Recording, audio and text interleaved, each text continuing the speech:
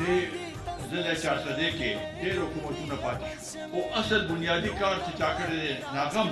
تاسو به خلکو ته ښایي چې چا کړی دی بنیادي دې دوه ته ګیس انټري شوې ده ناچا کړې ده تاسو په دې کسانو سره د دریاب کې موږ پروګرام کړو دا هغې نه پس په مرحله وار نوی چې د ټول هغه شوې د شبکده کې بیا پکې حکومت لاړو د هغې په وجه پکې ډېر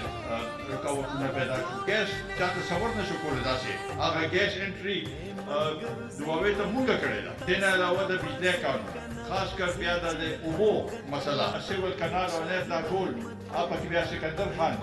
هغې کې تېر سیلاب کې تاسو ګورئ نو اسدا هغه شانتې متاثر شوی نه وه چې څنګه مخکې شوي وو د بسو په دې کې د ځمکې او اسمان فرق هغه وخت کې خو هسې وړو خو دا بندونه چې جوړ شو نو دې ځله ټول 400 کې دا اوس ټول خلک مني دې بندونو په وجه 400 دې ځله بچ شو او ډېر لږ نقصان وشو